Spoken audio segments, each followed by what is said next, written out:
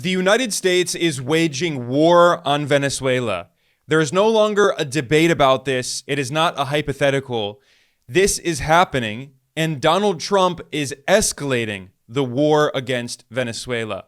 The U.S. military has already killed dozens of Venezuelans in strikes on boats in international waters without charge or trial. These are extrajudicial executions that have been condemned by UN experts on international law.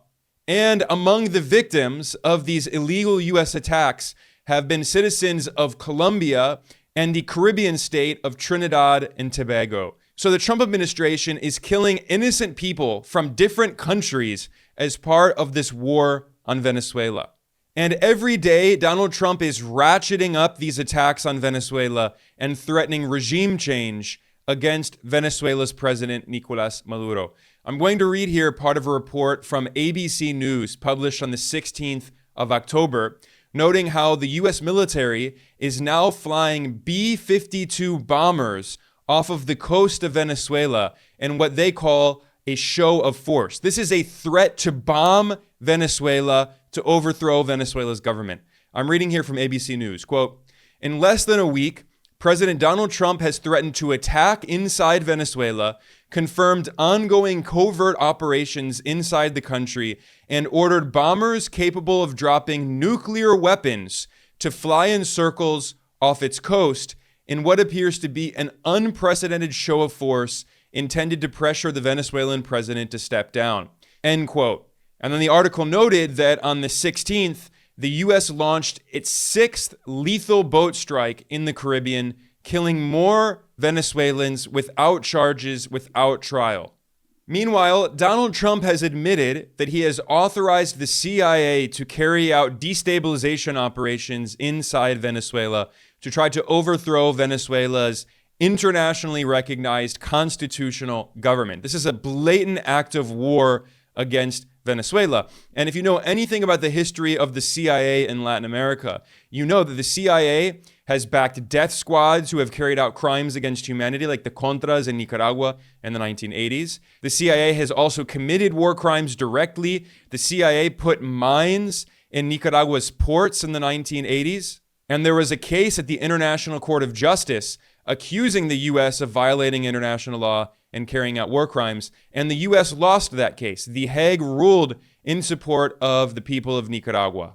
Also, the CIA has backed dozens of military coups in Latin America against democratically elected leaders. Like famously, in 1954, the CIA overthrew Guatemala's democratically elected left-wing president, Jacobo Arbenz, on behalf of the United Fruit Company, this U.S. corporation. And then, of course, on the first September 11th, the first 9/11 attack in 1973, the CIA overthrew Chile's democratically elected socialist president, Salvador Allende, and installed a fascist dictator, Augusto Pinochet, who killed thousands of people and maintained an iron grip on power with a military dictatorship for nearly 2 decades. So now Trump is very clearly giving the CIA a green light to try to do the exact same thing in Venezuela, to overthrow Venezuela's government and install a U.S. puppet regime, just like what the CIA did in Guatemala and Chile and Argentina and Brazil and many other countries. Now, the ridiculous narrative that the Trump administration is using is that supposedly it's attacking Venezuela in order to stop the flow of drugs, in scare quote. That's a lie. It has nothing to do with drugs. In fact, this report in the New York Times, citing U.S. government officials, admitted that the goal is regime change. It's to overthrow President Maduro. As the New York Times wrote, quote, "American officials have been clear privately that the end goal is to drive Mr. Maduro from power," end quote. And very importantly, the New York Times reported, citing U.S. officials, that Trump's authority for the CIA will allow it to, quote, "carry out lethal operations in Venezuela," end quote. Lethal operations. That means killing Venezuelan officials, including the target is President Maduro. Trump is giving a green light to the CIA to kill Venezuela's government officials and president. This is terrorism. This is a blatant act of international terrorism by the U.S. rogue regime. And the New York Times added that, quote, the agency would be able to take covert action against Mr. Maduro or his government, either unilaterally or in conjunction with a larger military operation, end quote. The New York Times also revealed that the U.S. military has 10,000 troops deployed in the Caribbean, along with 8 warships and a submarine, all preparing for a massive escalation of the war on Venezuela. And one of the key people who's designing the strategy for this regime change war is Marco Rubio, who is serving as both Secretary of State and National Security Advisor.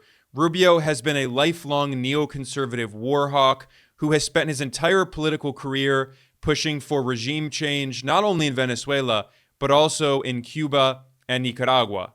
So Donald Trump and Marco Rubio are working with the U.S. military, now the Department of War under Secretary of War Pete Hegseth, and with the CIA to try to overthrow Venezuela's government, as the New York Times admitted.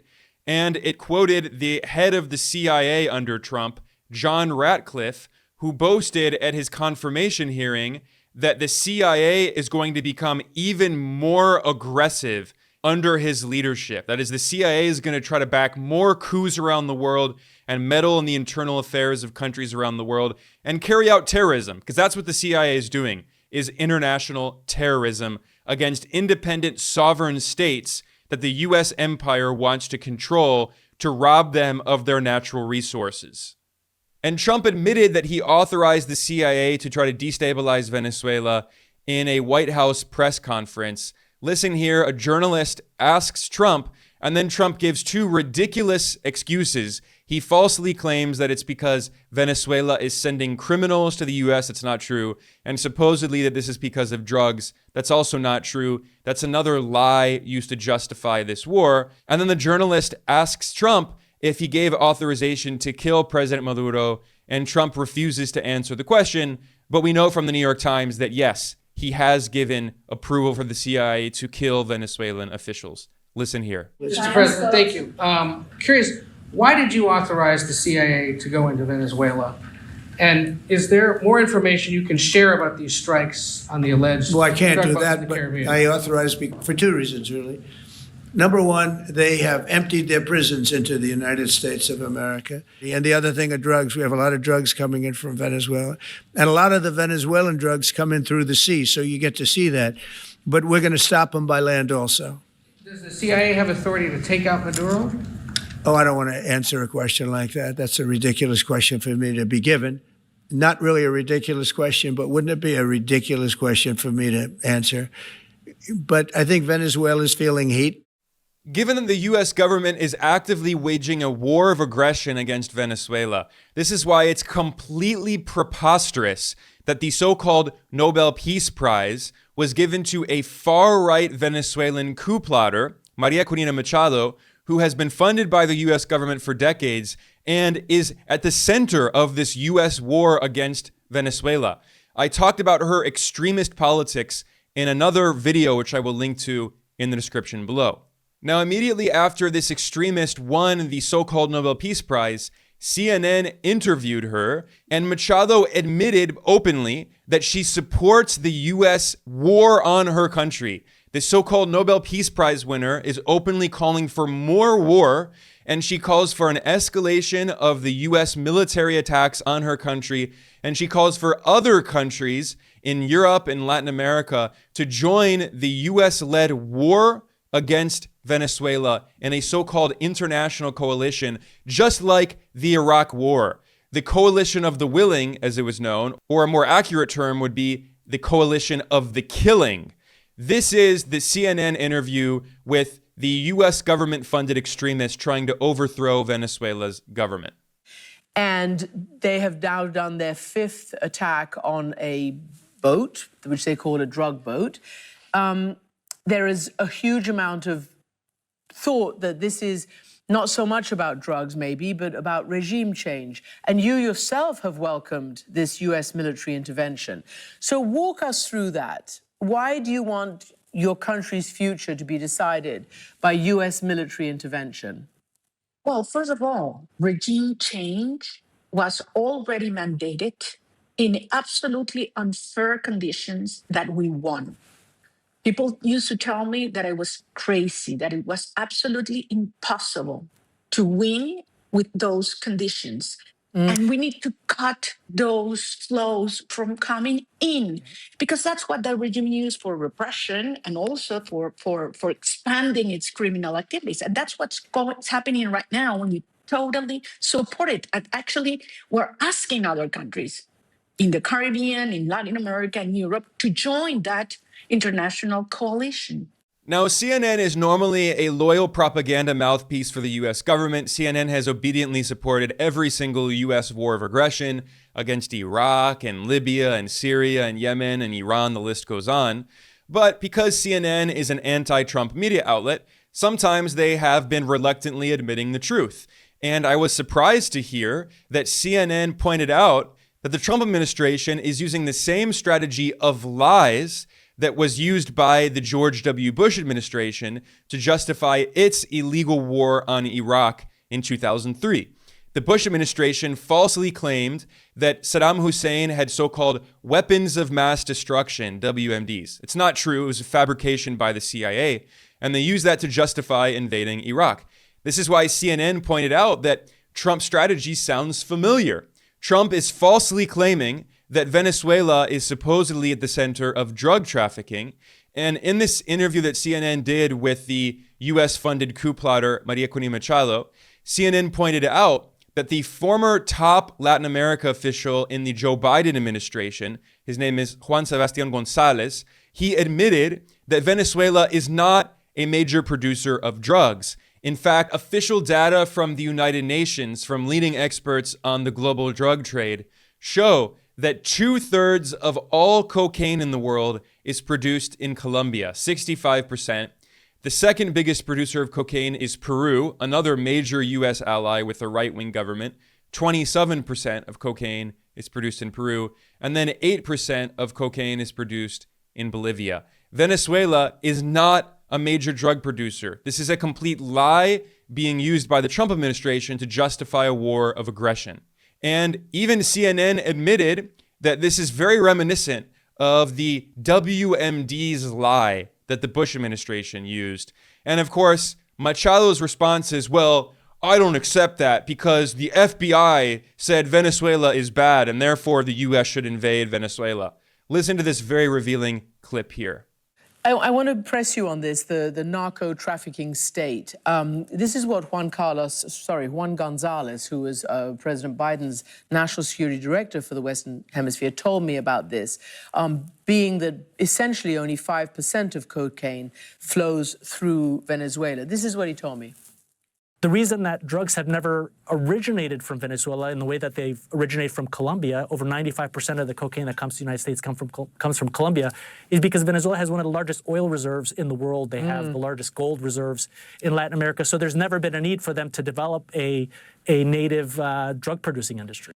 So tell me about that, because when people look at what's going on, they say, okay, they've used the drug issue to justify getting rid of Maduro, like they used the non-existent WMD issue to get rid of Saddam Hussein in Iraq. So I guess what I'm asking you is, are you concerned about that, given that it's not as much certainly it's not fentanyl, which comes through from China through Mexico, and it's not that much cocaine, relatively speaking?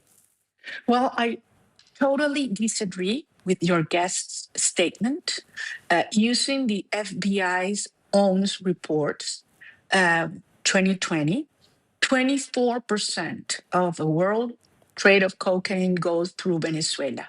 Now, note how in that CNN clip, they interviewed Biden's former top Latin America official, Juan Gonzalez, and he acknowledged that Venezuela has the largest oil reserves on Earth and the largest gold reserves in Latin America. This is, of course, not a coincidence.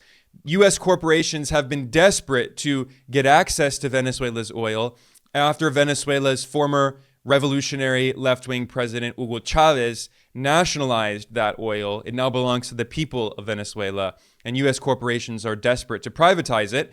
And it's not a coincidence at all that the U.S. government-funded coup plotter, María Corina Machado, this extremist who won the so-called Nobel Peace Prize, a complete farce, She admitted in an interview in February with Donald Trump Jr. that if Trump can put her in power in Caracas and she can create a U.S. puppet regime, she's going to privatize the oil, privatize all state-owned enterprises in Venezuela, and sell everything off to U.S. corporations. And she boasted that U.S. corporations will make a lot of money. Listen to these remarks here. Forget about Saudi Arabia. Forget about the Saudis. I mean, we have more oil. I mean, infinite potential. And we're going to open markets. We're going to kick off the government from the oil sector. We are going to privatize all our industries. Venezuela has huge resources: oil, gas, minerals, land, technology. And as you said before, we have a strategic location, hours from the United States. So we're going to do this right. We know what we have to do. And American companies are in, super strategic position to invest. This country, Venezuela, is going to be the brightest opportunity for investment of American companies, of good people that are going to make a lot of money. So now that I've made it clear that the U.S. government is waging a blatant war of aggression against Venezuela based on lies to justify pillaging its oil, very similar to the Iraq War, I want to talk more about the victims of Trump's war against Venezuela. Because as I pointed out, dozens of Venezuelans have been killed in these illegal U.S. attacks in international waters. But not just Venezuelans. The current left-wing president of Colombia, Gustavo Petro, who has been targeted by the Trump administration for destabilization. The Trump administration imposed sanctions on Petro personally. Well, meanwhile, Petro has been one of the only leaders in Latin America who has been speaking out against this U.S. war of aggression against the neighboring country of Venezuela. And Petro pointed out that multiple Colombians, not just Venezuelans, citizens of Colombia, have been killed by the U.S. military in these attacks on boats in international waters. Moreover, the U.S. military has been killing innocent fishermen from the Caribbean country Trinidad and Tobago. The Guardian newspaper in the UK interviewed family members of Trinidadian fishermen who were killed by the U.S. military in these strikes. I'm reading here from the British newspaper The Guardian, quote, relatives of two men from Trinidad believed to have been killed in a U.S. military strike on a boat in the Caribbean have accused Donald Trump of killing poor people without due process and are demanding justice, end quote. This report noted that the family members live in a fishing village. These are not drug traffickers. Again, the Trump administration is lying about drugs. And the cousin of one of the victims pointed out that his family member was, quote, denied the basic right to due process and accused the Trinidad and Tobago government of giving up its sovereignty to the U.S., end quote. This has become a huge scandal inside Trinidad and Tobago. The local newspaper in the country, which is also called The Guardian, separate from the British Guardian, the local newspaper published the faces of these two men, these fishermen, who were killed by the U.S. military with the headline, 2 Trinidadians killed in U.S. strike. The families condemn the latest bombings off Venezuela. They deny that the dead fishermen were involved in drug trafficking. Here is a clip from a news broadcast on a TV station inside Trinidad and Tobago. Fishermen and seamen are being urged to slow down and stay close to shore amid fears of being bombed by the United States military, which continues its anti-narcotics operations in the Caribbean Sea. The warning follows the deaths of 2 local fishermen, Richie Samaru and Chad Joseph, who were among 6 people reportedly killed when the U.S. bombed a small vessel it claimed was carrying narcotics in international waters earlier this week. Fishermen and Friends of the Sea Corporate Secretary Gary Aboud condemned Prime Minister Kamla Persad-Bissessa and her government for previously supporting U.S. missile strikes on suspected drug boats. Aboud says it is frightening that TNT's leader would endorse such actions, calling her comments outrageous and unbecoming of a senior counsel. Now, Venezuela's ambassador to the United Nations, Samuel Moncada, raised this issue at the UN Security Council. This is obviously a huge scandal. The U.S. military is killing innocent people as part of this war of aggression against Venezuela. Here are the remarks of Venezuela's UN ambassador. The Guardian, a newspaper in Trinidad and Tobago, denouncing the killings of 2 humble fishermen yesterday or the day before in Trinidad. I mean, there is a killer roaming around the Caribbean, is bloodthirsty, is killing everyone which is on the sea working, and people from different countries, Colombia, Trinidad, etc., are suffering the effects of these massacres. This is important. I mean, I feel like we're living in dystopian opposite land because the US government is killing innocent people, waging a war of aggression.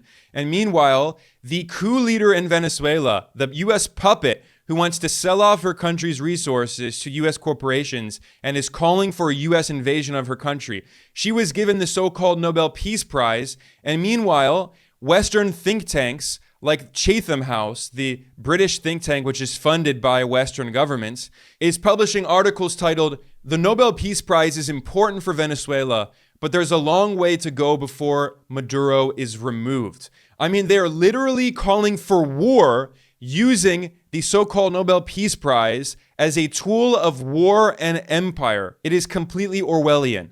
Meanwhile, right after María Corina Machado, this US government-funded coup plotter, won the so-called Nobel Peace Prize, the BBC, British state media, interviewed her, and she again called for a US military intervention in Venezuela to overthrow Maduro. And what's interesting is that Machado's propaganda narrative has actually evolved a little bit. She's clearly being advised by people in Washington.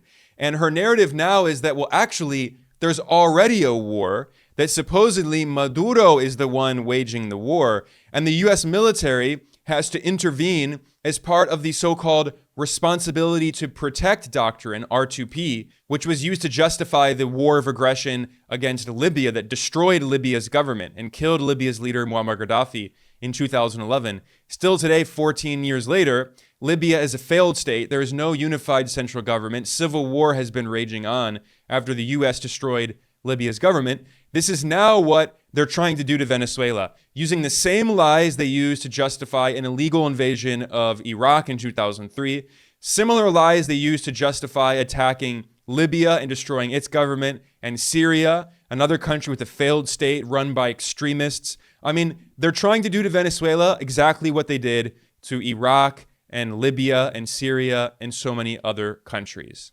And if you want to know the truth about what is actually happening in the world today, make sure you subscribe to our work here at Geopolitical Economy Report. I am Ben Norton. I am the editor-in-chief. Please like and subscribe. Please share this. If you like the work that we do, please consider becoming a patron over at patreon.com/geopolitical economy report. We are totally independent. We rely entirely on small donations from viewers and listeners. I want to thank everyone again for joining me today. I will see you all next time.